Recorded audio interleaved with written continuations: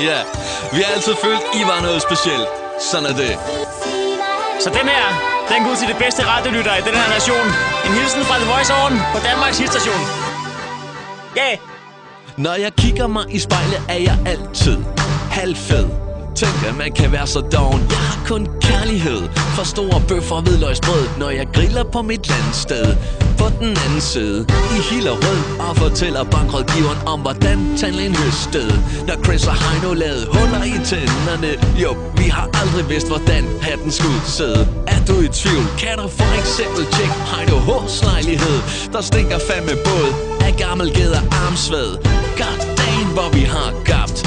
Det er så sørgeligt, ja, jeg er så tilpas tabt, at jeg til far for hold nord. For hvis jeg stillede op til Robinson, ville folk sætte kryds ved mit navn næste gang de stod ved urnen på et ø-råd. For Chris og Heino, de skal fandme hjem med næste båd. Er du sikker på det? Okay.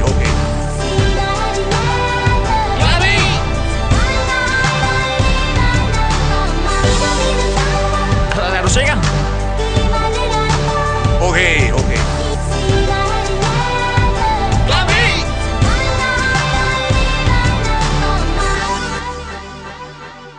Jeg stenede rundt i Næstved Syd, hvor jeg boede hos min mor. Hun vaskede tøj for mig og min lille bror. Så skulle folket skæve, så skulle folket pege. Så gik der 3 år, så kaldte de mig for Thomas Eje. Tabte i fodbold, men jeg ville vinde, så jeg trænede noget mere, men så tabte jeg igen.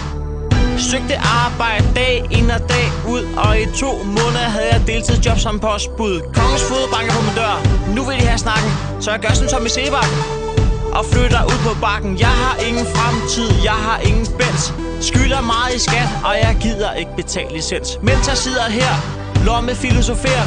Giv videre, vi stadig griner af mig den dag, jeg ikke er her mere. Og I tænker, ja Heino, you wish. Men fuck det hele, jeg snupper meget øl med Chris. Giv mig lidt af